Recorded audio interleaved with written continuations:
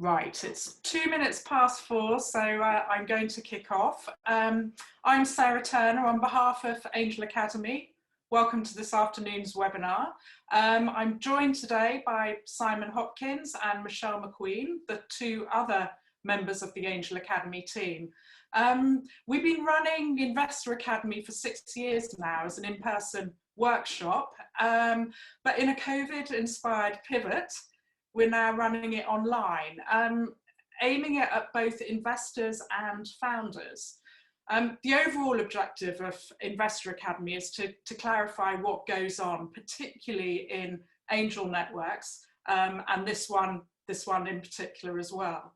The first episode, we're going to be lifting the lid on due diligence. What is it, who does it, and what it involves.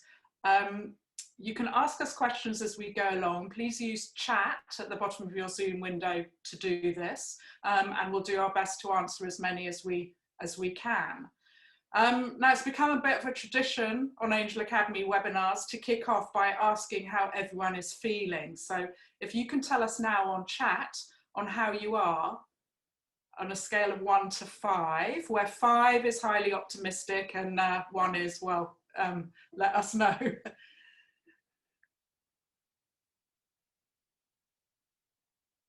Well, lots of 4s. Hopefully we'll be able to lift that up till 5 by the end of the session. Ooh, a 3, 4.5. That's nice to see. 4 despite our politicians, somebody has said. 5, excellent. 2 5s.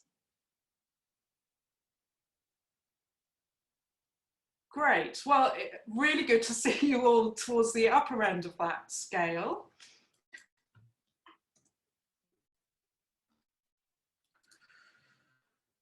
Right, just a little bit about Angel Academy before we start. So we've been investing in female founders since 2014. Angel investing is far more accessible and fun than most women think. And I really wanted to get the word out about that and create an investor network that worked for women. And I wanted to increase the amount of funding going into female founded startups. After all, female investors are 3 times more likely to invest in female founders than male investors.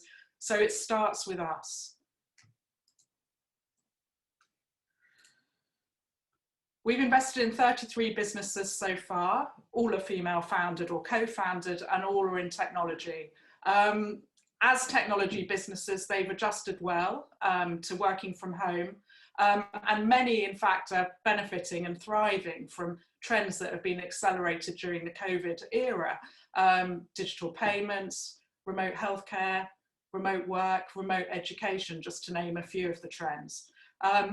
Most of them are purpose-driven as well as profit-driven, and 3, 4, in fact, are B Corps. And I'm very happy to say that we've continued investing through the pandemic and are proud to have added several new investments to our portfolio, as well as following on in some of our existing investments. Now, absolutely none of that would have been possible without our members, and I'm delighted to introduce you to 3 of them this afternoon. I've asked each of them to introduce themselves briefly and then to talk for 5 minutes about different aspects of due diligence. We're going to kick off first with Ros, who'll talk about our process at Angel Academy and how you can make doing due diligence as part of a group of investors work. Ros, over to you. Hello. So hopefully you can hear me okay. My name is Ros Singleton. As Sarah said, I've been with Angel Academy for, I think, 4 or 5 years now, maybe even a little longer. And I'm invested in quite a few businesses with them. I have to say it's something I really enjoy. My background is telecoms and IT, so quite specifically I've done a lot of time in telecoms IT. I'm currently the chair of the UK 5G Advisory Board. I'm on Ofcom Spectrum Advisory Board, and currently I'm also serving on the Telecom Supply Diversity group that has been set up by the government to try and increase diversity in telecoms in the UK. I also do things that I get paid for, so advising and consulting, those sorts of things as well. So due diligence, very briefly, I'm very picture driven, which is why we have this lovely slide here. But due diligence is really about getting to know a business and getting to understand the mechanics of what makes it work, what the levers are, if you like, that might make it successful or not successful, as the case may be. And also understanding sometimes a little bit more about yourself and what you need and like in a business. I divided this slide into 3 separate roles, so you can actually see roughly how it works for each.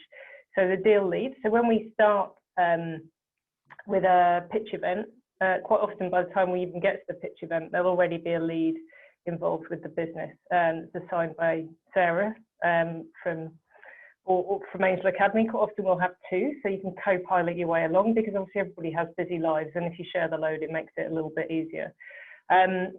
There's obviously anybody who's on the deal team. So basically, if you put your hands up in a pitch event, virtually or otherwise, or say you're interested in something, or even further down the line, it doesn't have to be a pitch event, then you'll become part of the deal team.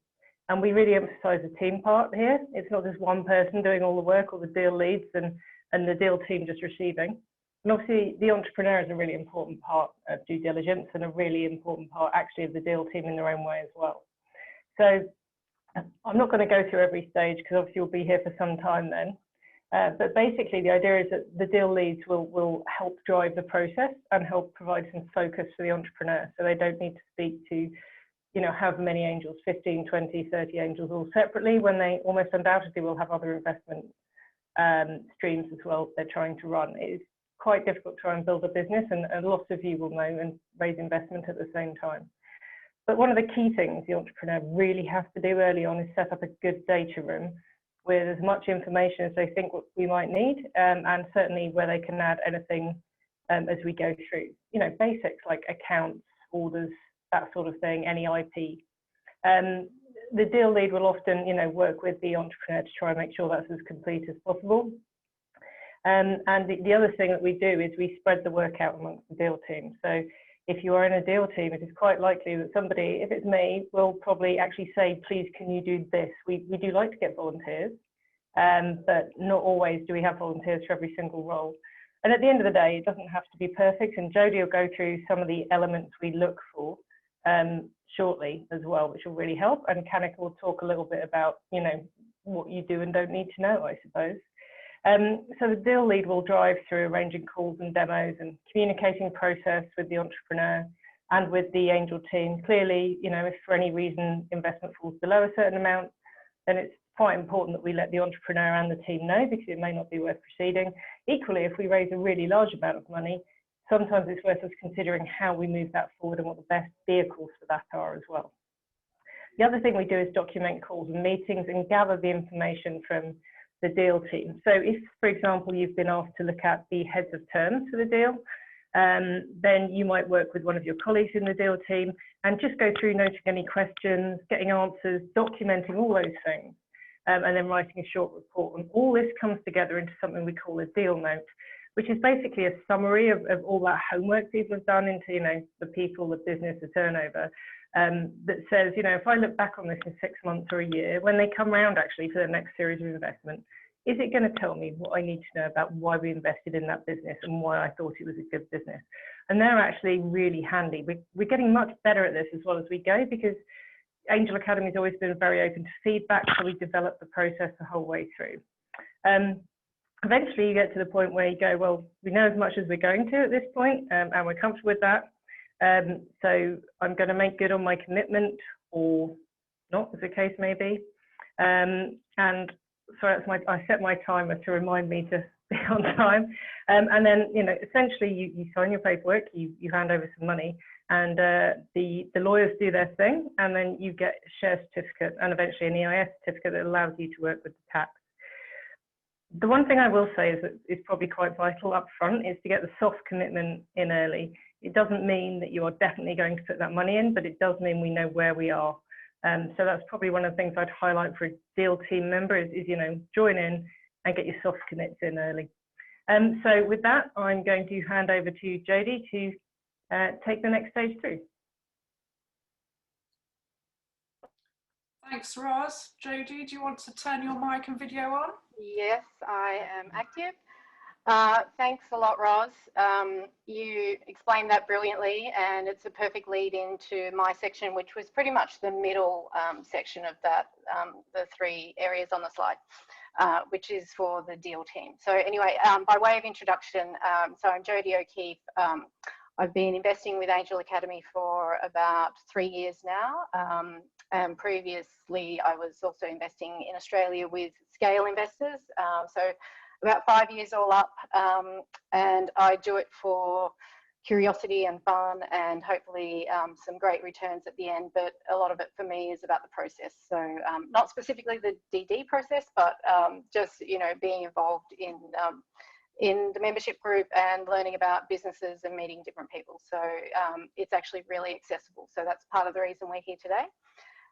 So to get onto the DD areas, so the deal note that Ros was talking about, so basically it's just one long document that we have a few subheadings in, and you'll be allocated or you'll volunteer for one of those sections, and you just basically do some research and do a summary. So these are the areas that we generally look at, and some will be more important than others depending on what type of business it is.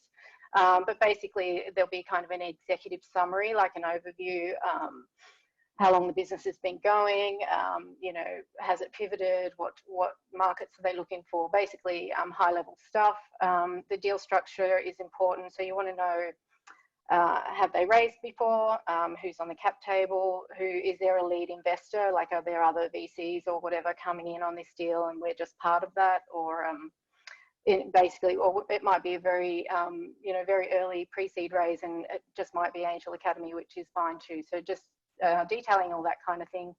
And the investment thesis and the risks, I tend to do that at the end. So you want to go through and do all your due diligence, and then you sort of balance it up. These are the positives, negatives. These are the risks.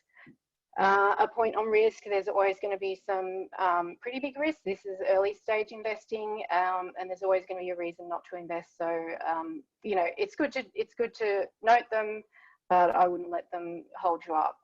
Basically, just what you can live with is good. So if we go through now for the different sections, if you're a person that doesn't have a specialty in any area, just a tip, I would put my hand up for the people or possibly the competition.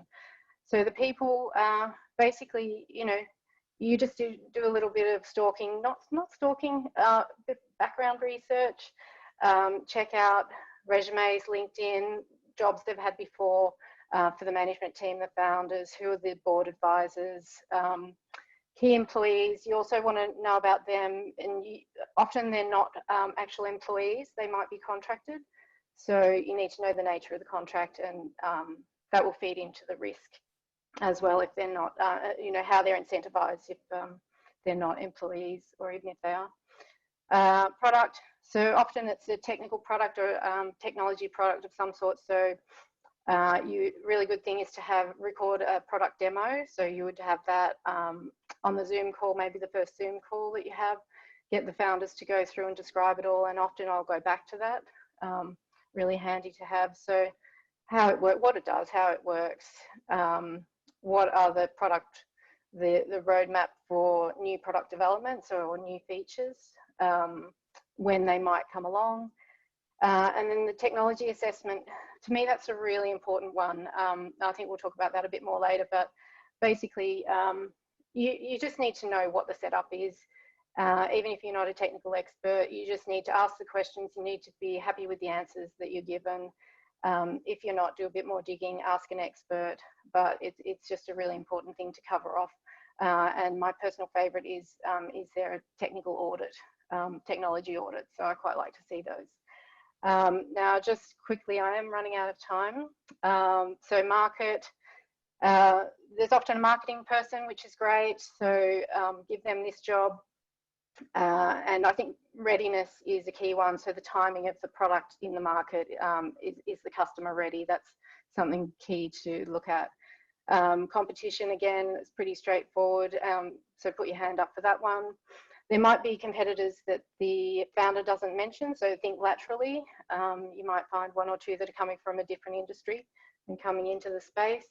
Financials, there's always quite a few financial experts on the board, on the deal team, so I'm always happy to let those people run with it, and they know what they're doing. And then you want to look to the future a bit about what are the milestones for this business, what funding are they going to need to reach them, and what some potential exits might be. So that's about it for the DD areas. And I'll hand over now to Kanika to talk a bit more philosophically about doing due diligence. Thanks, Jodie.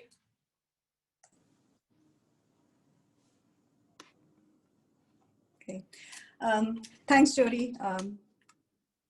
Can you hear me? Yes, can hear you. All right. Okay. Thank you. Just introduce yourself to start. Yes. So hi, everyone. I'm Kanika Goela. I have been an angel investor for 4 years now. My professional background is in financial services, investment banking, and private equity. So as a private equity investor, I've worked on transactions ranging from $5 million check sizes all the way to $1 billion plus buyouts, and advising companies at the board level on value creation strategies. So my professional training is all about the rigor, financial analysis and process, which Ros and Jodie have explained so far. So what I'm going to do is talk about some of the philosophies that I follow when doing due diligence for angel investing. So the first is this concept of investing time before investing money. So I personally believe in getting involved very actively as part of any due diligence process, either as a deal lead or as an active participant. And I view it as an investment of my time for investing in my education. So even if we don't end up investing in a particular transaction, you would have learned something coming out of it. And I found that all of these little incremental learnings from various deal processes will actually add to you and give you compounded returns over time and make you a better investor. Second is collaboration and leveraging the power of the network. So I'm a big believer in diligence as a group, and I think we are stronger if we do it together. It's most importantly, it's fun to do it with others rather than doing it alone, but it's also efficient and effective. And I think Ros alluded to it earlier that we all share the load because there's so much to look at, as Jodie had laid out all the areas that we look at. And all of us don't have the time to look at everything. But when we divvy up all the roles, depending on everyone's area of expertise, what we get out of it is, the whole is definitely bigger than the sum of parts in my mind. So I think that's really valuable to do diligence as a network. I want to give an example. I recently co-led a deal, which was a company which was making an AI-powered digital sales assistant. And while I don't have any background in marketing, my co-deal lead was a very senior executive from the marketing industry. And she was able to tap into her personal network, so people we could interview and actually use that to validate the product market fit and the market need. And I think it added immensely to the group as we were evaluating the transaction.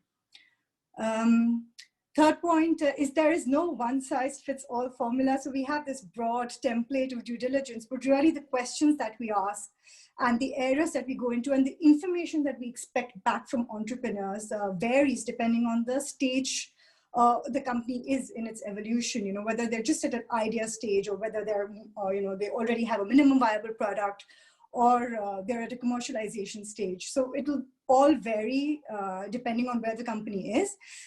For me, the two themes which run across any diligence that I do is, one is how big the market is that the company is trying to address and what problem are they trying to solve.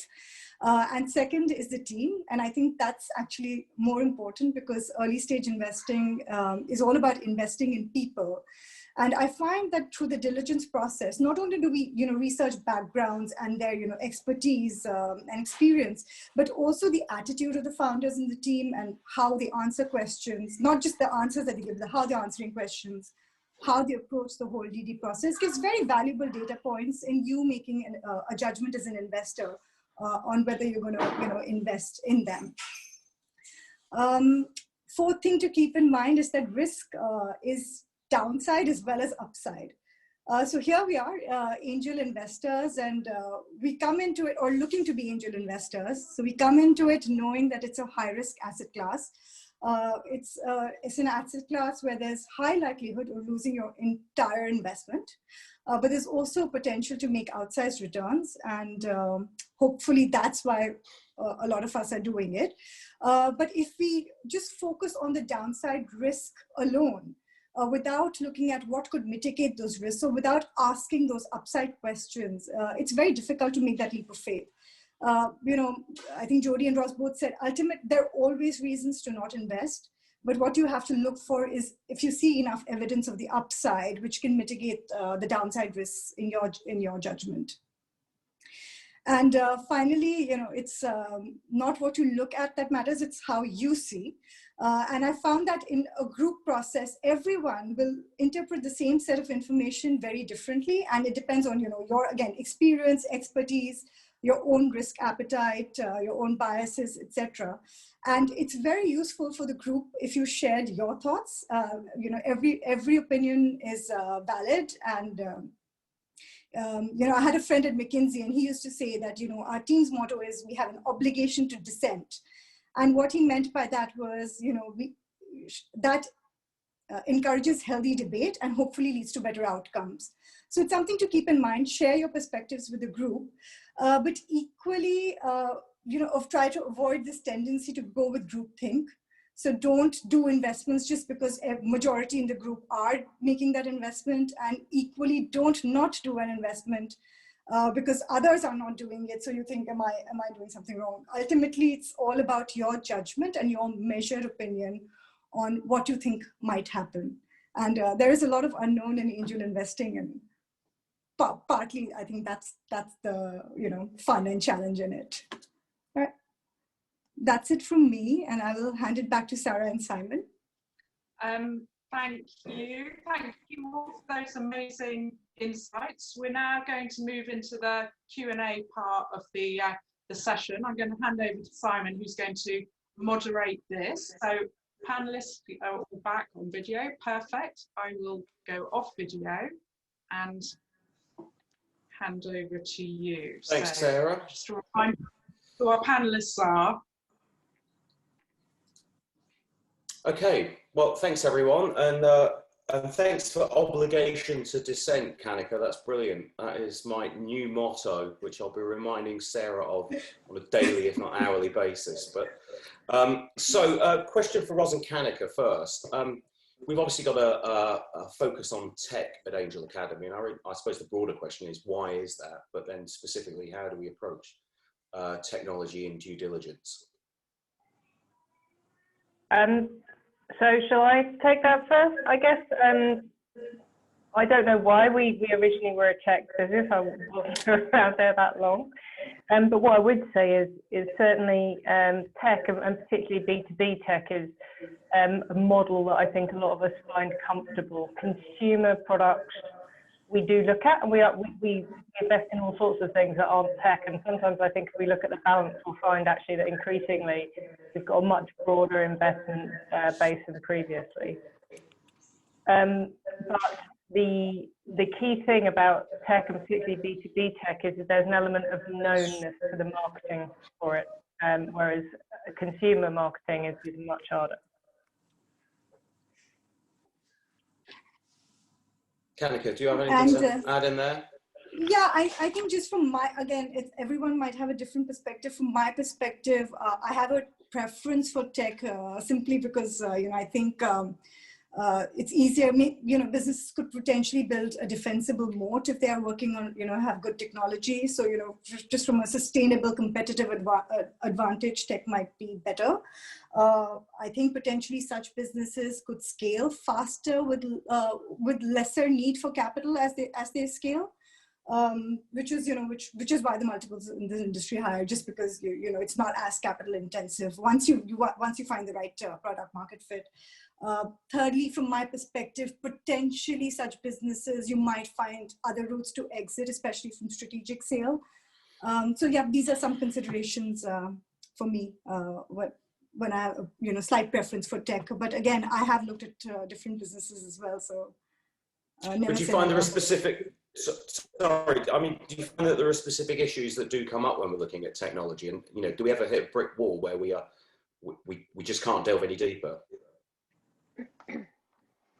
I would say with technology, quite often in the actual technology, you know, if you are relying on being able to read code, you know, which I'm sure we have some members who can do, then you're probably actually, you know, not really that into angel investing, I was going to say. But if you feel you have to read all the code, then you know, we have a bit of an issue. I think we tend to look for proof points much more, and so the brick walls tend to be where there is, you know, for example, blockchain, and actually the detail behind it is quite difficult to understand. The broad concept is definitely there, and I would say quite a lot of our members have a very good understanding of them and the levers it can operate in the market. But again, you know, the focus has to be on it as a business rather than ending up, I suppose, in what you might call analysis paralysis. Yeah, gotcha. Okay, that's great. Thank you. So, Jodie, of the founders that have successfully raised with us, what do you think that they and their businesses broadly have in common? So the founders themselves, I tend to put my hand up for a founder who is very clear and concise and has just, you know, has a vision, knows what they're talking about, possibly was already an expert in their field. That's always something good, and that they saw a gap, they saw a need that wasn't being met there, so they decided to branch out and do it themselves. But it doesn't always have to be like that. I think probably what they do have in common is they're very organized, they're very clear communicators, they're very easy to understand, they break things down, they can sell their business that way because they can get people on board basically by communicating what it is they do, because some of these businesses are really quite you know, complex. So I think that's the key thing for me.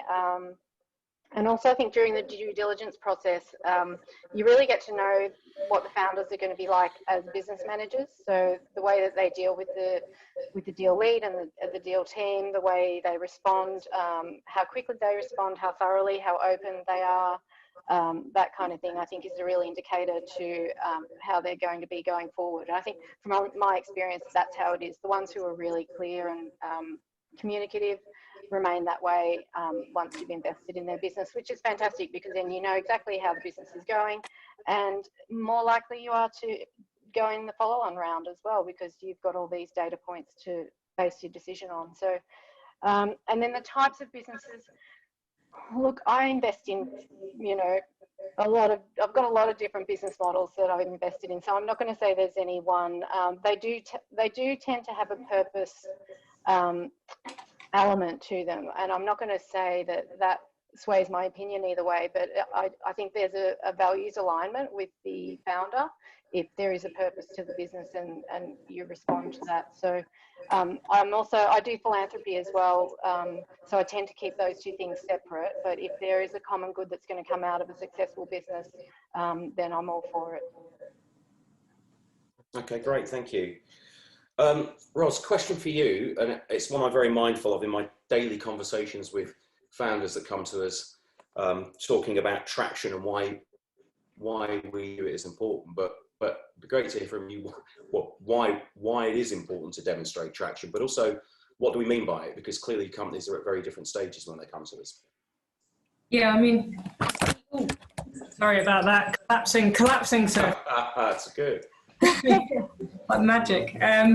So traction means a number of things, but to me, I tend to focus on it being a degree of actual revenue where possible, or at least a great deal of interest. Obviously, there is a tension between traction and valuation, effectively, where, you know, if you translate traction as at least partly revenue, then one would expect that, you know, a high revenue business potentially has a higher valuation, and a business that has yet to gain proof of traction, because lots of people will tell you, if you've written, you know, notes, and you can have great people in your advisory board, and, you know, that's all lovely, but it doesn't necessarily translate into making money.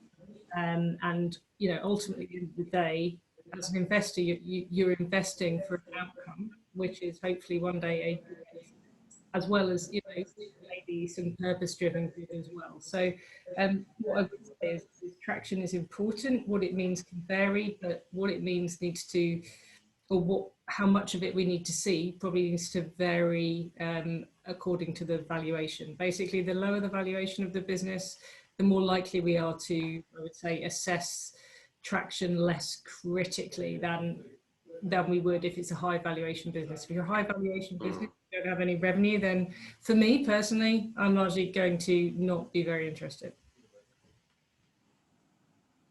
Cool. Okay, that's great. Thank you. Kanika, question for you about some of the typical things that go wrong in startups and what, if anything, we can do in due diligence to anticipate them.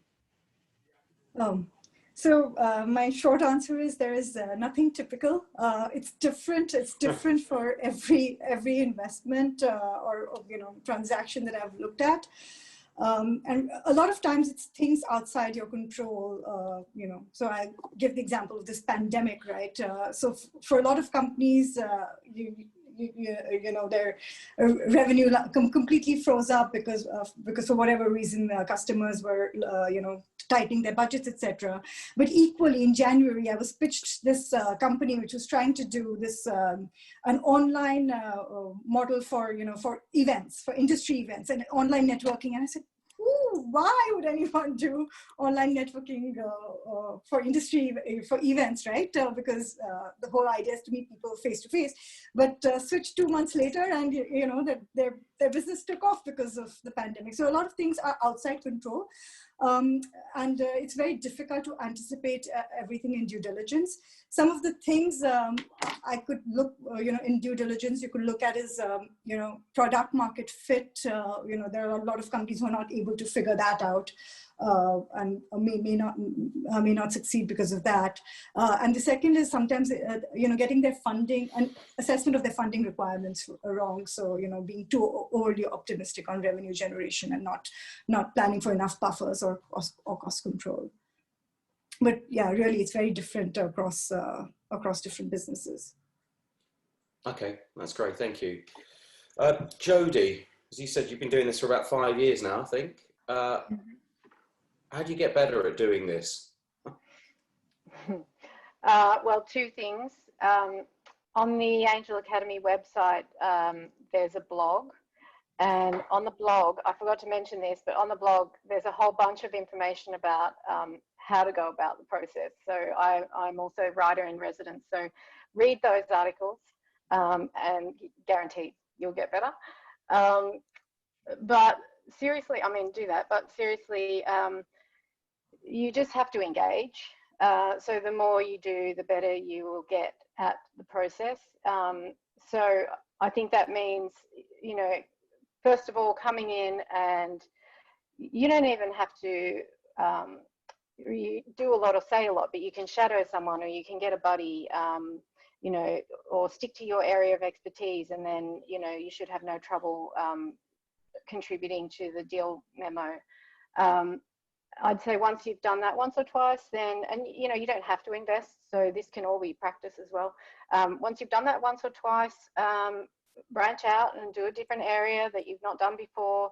And none of this is rocket science. So pretty much anyone who has got this far will be able to cover off any of those areas. And if they can't do that, then they'll know someone who can help them. So it's really just about getting in there and doing it. And the more deals you do, you'll come across more anomalies or red flags or interesting things. And as Kanika said, that's building up your education. So then you take that with you to the next deal and you go, last time when this happened, we had to do A, B, and C. So honestly, it's just participating. So get out there and do it, I think. Great. Okay, thank you. And do read Jodie's blog. Someone's asked where they are. You go to the Angel Academy website, there's in the pull-down menu, you'll see blog there, and it's all there. Great, so just one last question from me, really, and this is open to any of you. As Sarah said at the beginning, we do sometimes invest in impact businesses. It's not a USP for us, but it is definitely covered by what we do. And I just wondered, is the due diligence process any different when we're looking at some impact businesses? Who wants to take that? Don't all jump in at once. I'll start off. Is the due diligence process any different? I'm going to say no, because as I mentioned before, these are businesses that we're investing in for a financial return. So those basic building blocks, you want to have them there. For me, the value add of the purpose-driven, I'll look at that, and on every pitch deck that for a purpose-driven business, they'll say what that impact is going to be and how many people's lives are going to be changed, or whatever the metric is. And I'll read that, but I don't necessarily invest because of that. It's really, I think if the two things can exist in tandem, the financial return as well as the for good, but it'll be driven by commercial values. It'll be this is a good proposition for a customer to buy. So that to me, that's the main driver. And I think when you're doing your due diligence, you know, that's what I focus on as well. Okay, great. Well, look, I'm conscious of time, so let's move to some of the questions we've already had in. I think Esther got in very early and asked how far we go in research. So, for instance, she gave us an example that do we, say, call previous employers or do a background search? I think the answer to that is sometimes, isn't it? We have been known to take up references and speak to people or reach through networks. I mean, when Jodie talks about stalking, she's not really far wrong, you know, because we can all do it nowadays, right? A little bit. But I think, you know, it tends to be, it depends a little bit on the person doing the due diligence and a little bit on the people you're looking at. Obviously, some of our younger founders as well will have, you know, just less background, in which case, and less record. I mean, a record of actually failure is as good as success in many ways, but you know, if you have less record, then you might need to get a little bit more detail on that record, if you like. But largely, you know, people buy people, and at the end of the day, it's important that we get the people side of it right. Okay, great. So John got in early as well with a question about when we're once due deal's up and running, how early in the process do you think you should seek soft commitments from the group?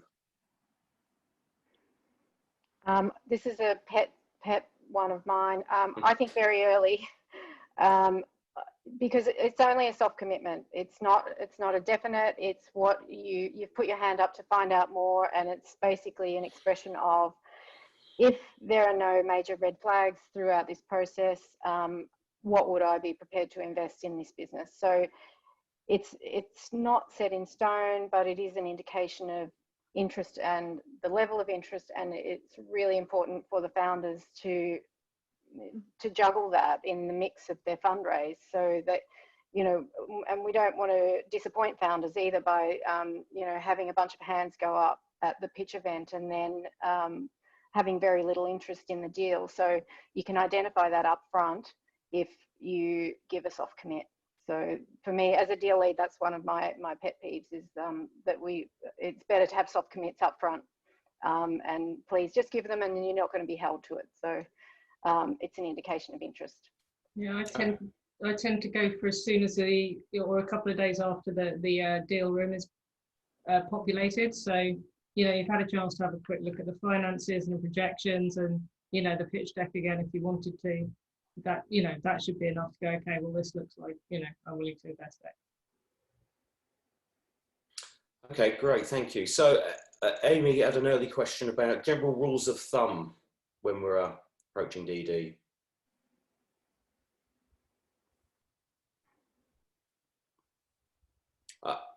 That's either a resounding no, or you're all being far too polite. I'm not used to this. I think, for me, the only, you know, I mentioned it when I was talking about it, the two key areas to look at for me would be the team and the market size. But there's no really rule of thumb, because every business is different, and they're all at a different stage of their evolution and trying to address a different opportunity. So it's very difficult to go in with rules of thumb into the due diligence process. And is it safe to say, sort of building on that, that from going into them, it's generally, as you say, done collaboratively? I'm assuming that there are different knowledge needs from different people in the deal team. Is that fair to say? Absolutely. Yeah. Although I'm sure it never leads to conflict. That's. I want you all to say no. It never leads to conflict. Back to founders. So if you are doing the background research on founders, if there are clear skills gaps in the team, how can we address that in doing due diligence? Well, I think part of due diligence is also a negotiation in some ways. So, you may end up negotiating on valuation. You may end up discussing whether the board is appropriate or whether you need to change the board. I mean, to be honest, when you have these sorts of discussions, it's actually a good way of getting to know the founder better and understanding how they respond to the investment of your time, if you like, as well as your money, and how responsive they are to those things. Because, different people have different tolerances, but for how responsive they like their founders to be. But for example, if you want to say, actually, you know what, I think your CFO is, dangerously incompetent, which, we've never had occasion to say. But if we need to deal with something like that, then it might be something where you say, well, there are two ways to deal with this. One is to go, actually, it's probably not the right investment for me. And the other way is to go, actually, I think you need to do something about this, and it's possible you could. Quite often with founders, we do talk about the makeup of their senior team and what they need, and Angel's been known to drop in and help out from time to time as well. So I think, it's certainly something we consider, and we consider as they grow as well, how well the CEO might deal with that. But there's no point in dealing with, a problem from 3 years hence today some of the time, because they just need to get on and build the business. Sorry, that was a long answer. And presumably how they... No, I think, well, no. I'm presuming that, the way that they respond to that tells you a lot about them as well. Yeah. Okay, great question from Ilya. She says, what do you look for to distinguish just another X from a tech company which will get ahead of the crowd? Is it IP, established customers, people, history, or she says all of the above? All of the above would be great, but you don't necessarily get them all the time. Yeah, again, there's no standard checkbox, right? So if you're not so sure about the technology, for example, if the company is making early stage pitch to you, you're not so sure about the technology, you choose not to invest because you didn't get over the hump on whatever you saw with the risk factors. But and you continue engaging with them. Maybe if they have customers, then you get more comfort for the next round. So it's also about, again, learning through the process and seeing how how the company goes along for your own risk tolerance, so to speak. And everyone will have a different answer. So I'm very keen to hear, if there are other different viewpoints on this. Yeah, one of the things for me that can help with this, it is a tricky, it's hard to know. There are so many tech businesses popping up all the time. So how do you know? For me, I like to hear from a customer, an established customer, and their perspective is always, they're not wearing the rose-colored glasses. They're usually pretty honest. So if you're getting a lot of positive feedback about the business, if it's like maybe a proof of concept or customer or something like that, and they're articulating a clear need. So obviously they're a customer who couldn't get that need met by an existing business. And they're positive about what they've seen so far, and they're positive about working with founders. I feel like that's a real, if you can tick that box, then you're doing well in regard to, having a product that is actually needed in the market that will do the job that it says on the tin. Okay, thanks, Jodie. So we've touched on valuation, but I'm going to go back there. Just how important is it at this stage, and where do you even start with it, and to what degree is it a negotiation at the due diligence stage?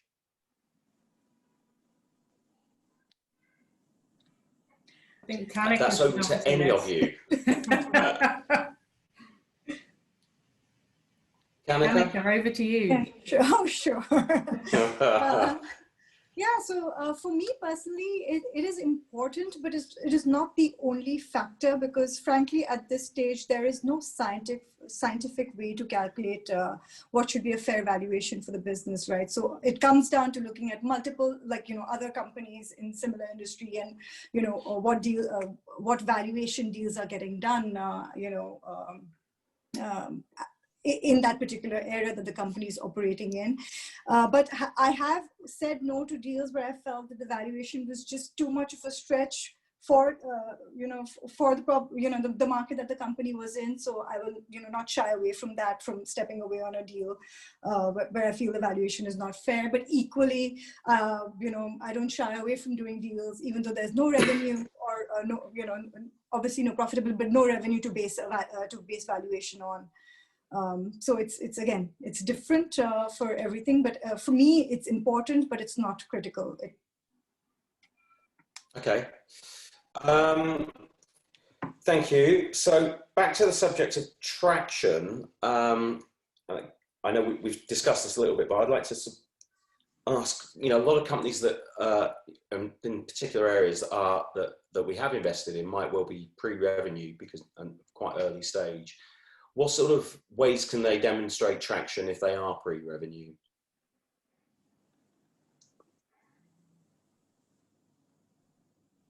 Well, I think there's the ability to actually make their product. With software, I mean, so for me, with software, I find that a lot harder because you don't know that software is going to solve a problem unless you can actually see it solving a problem.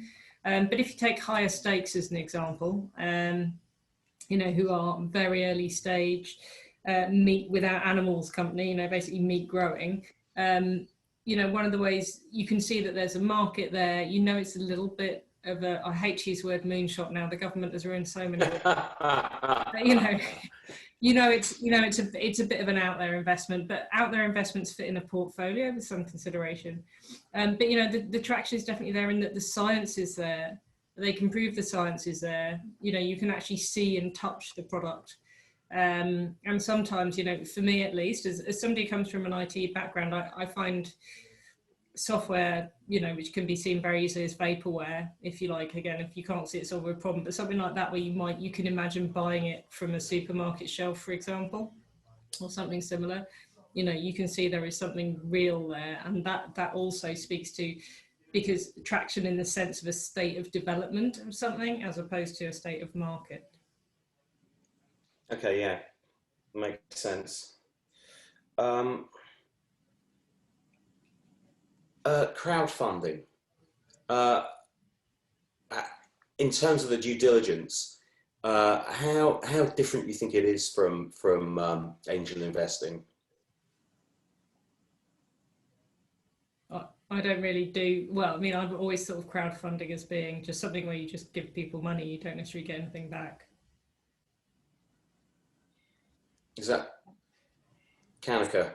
So yeah, I just give a different. I have done one investment through crowdfunding, and it was in a business I was familiar with, a customer of, and I really liked. But I approached the due diligence exactly in the same process way as I would an angel investment. So I had a list of Q&A.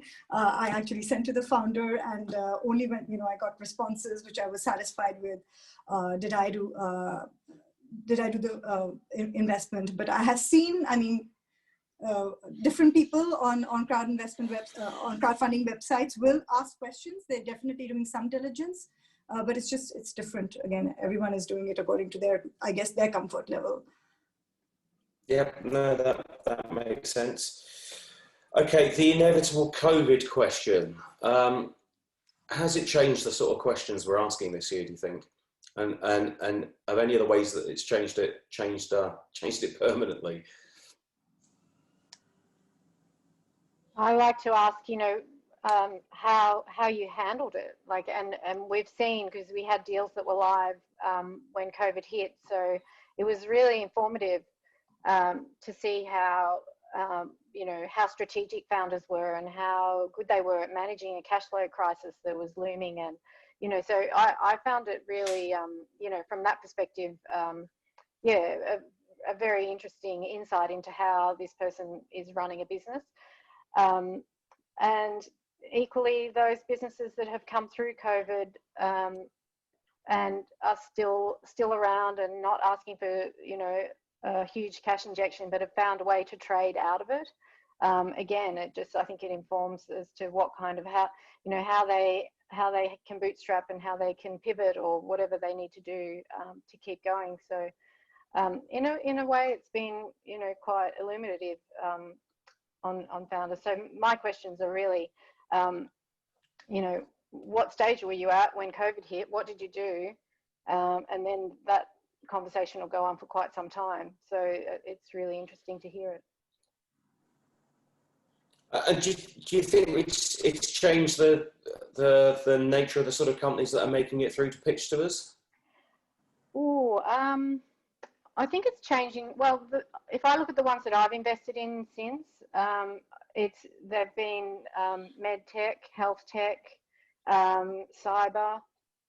So I think part of my decision-making process looks at how that business is going to fare post-COVID. So yes, I think it's probably those businesses are getting momentum, the ones that are sort of, you can relate to being a success post-COVID. Okay, thank you. And another thorny one, figures, sales projections, models. we know how successful modeling is at predicting the future at the moment, but how deep is it possible to go into projections with an early stage company, and how far out is it reasonable to expect companies to be giving us figures? Kanika, it feels like that's kind of one for you.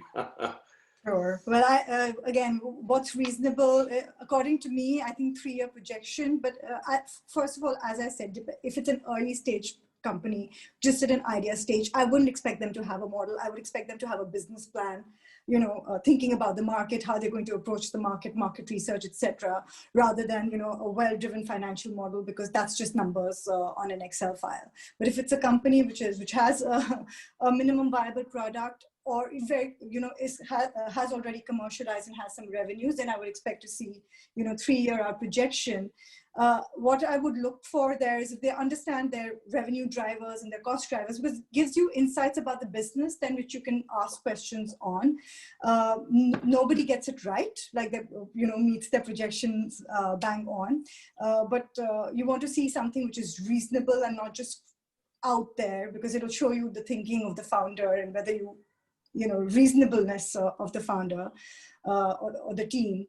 And, you know, also looking a bit at the costs, as I said, because, you know, cash flow, getting a cash flow projection wrong, especially in the near term, can be really difficult, because, you know, to go out into the market and raise money when you didn't expect to be raising money, you know, you thought you had an 18-month runway, but suddenly you don't. That doesn't sit well with me as an investor. So I'm assuming others might feel the same. Yeah, so those are the things that I would look at looking at the model. But anything outside 3 years is just, you know, even after 2 years is just numbers, right? How do you respond when you see the inevitable hockey stick growth in year 2? What's the... I won't give. I try not to give a facetious answer to that. No, that's fine. It was a slightly facetious question. Sorry. You know, you see it, you have to take it with a pinch of salt, and, you know, you apply your own judgment on what you think is reasonable. And you ask, I don't shy away from asking founders tough questions, and, you know, why do you think that this is going to materialize, and how will you actually implement this? How are you going to bring on 30 new customers on board every month? And see if their answers convince you. You know, yeah. Yeah, but I always provide, I would definitely haircut management. Yeah. Okay, great. So look, a couple of last questions then that are coming in. So one to you all really, red flags. What are the absolute no's that we might have come across in due diligence? I'll go first. I will go back to that, you know, speaking to a customer, because the founders are going to be, you know, completely convinced of how effective their product is, and you know, it's just really interesting to hear from a customer, because sometimes they'll say, yeah, well, there's another competitor that we were also looking at, or, you know, somebody that has just come out of left field that you've never heard of before. So if something like that happens, I just think, well, either the founders, you know, maybe didn't know their market that well, or maybe they knew and they weren't sharing with us or whatever. So if you get a very different opinion of the product from a customer than you do from the founder, then to me, I need to look into it more closely. Yeah, I think Ros, red flags for you? Oh, I think I have a couple really, but they relate sort of more to people. I mean, one of them is a level of exaggeration that I find unpalatable. You know, not just in terms of because obviously, you know, the hockey stick thing is actually expected, and I think if you don't have the hockey stick in some investment environments, you would get effectively marked down for that, because the assumption is that you're a complete fantasist in terms of your revenue projections. Not in Angel Academy, but I think in other places maybe. But for me, I think it's, you know, it's where stuff is made up about the level of maturity of various things, for example, and you know, it's easily found out stuff. It's not just a small exaggeration, because it's a sales process, right? And we all understand that. But there's a point where it feels like lying to me, and then I'm very uncomfortable. And the other side of it is also, again, for me, very personal thing I really struggle with is founders who I don't feel like are willing to listen or compromise. You know, and again, that's something where I just won't invest, because I think it leads to problems down the line in terms of leadership, and also in terms of, you know, how well you would manage investment as investment grows, and hopefully you take on bigger and bigger investment. Thank you. And Kanika, your red flags, or any additional? Yeah, I think it relates to what Ros was mentioning, is, you know, it's focused, like, very good story, but, you know, actually the depth is not there. So you just the honesty in answering, you know, some of the questions, and how you portray your business, because, you know, it's very easy. You can focus on just the pitch and the story and actually not have any meat behind it. So that's a red flag for me, because, you know, I prefer backing founders where I feel that I can build that relationship of trust. Okay, great. Thank you. Well, look, we're almost on time, so or at time rather. So, very last question for you all. I'm very conscious, by the way, there's some questions coming in, of course, now on chat, as we've got 1 minute to go. Sarah and I'll keep a record of those and try to get back to you with if there are specific questions. So, sorry if we didn't get around to you. But just before we go, top tip from each of you. Top due diligence tip. All right, I'll go first. Don't hold back, just get involved. Try it, you might like it. Love it. Great. I'm putting that along with obligation to dissent. Kanika, top tip? Keep learning. Look at it as an education. Oh, this is great. These are all positive messages. I'm loving it. I'm going back on my number from earlier. I'm feeling like a 3 or a 4 now. Ros, go on. What's your top tip? Mine is for founders, and mine is actually get the stuff for your data room ready, for God's sake, please. So it's ready to go, like, you know, almost straight away. Yeah. Great stuff. Well, thank you very much, panelists. Great to see you all. Sarah, do you want to come back on screen? Right, very conscious that we're at 5 o'clock. So thank you all for a fantastic panelists. Thank you. And thank you everyone for listening. Please have a look on our website and social media for more information about Angel Academy. We're closing our applications for founders on Friday. So if you want to apply to pitch to us, please get your applications in soon via the website. And we'll be doing another one of these events in early December. A couple of people have asked about a recording, and we will share that once it's ready on social media. So keep a lookout for that. That will probably be, we'll circulate it via Twitter and on our LinkedIn. So please do follow us. Right. Thank you, Simon, for your wonderful sharing. Thank you all for dialing in. Thank you again to our lovely panel, and hope to see you all soon.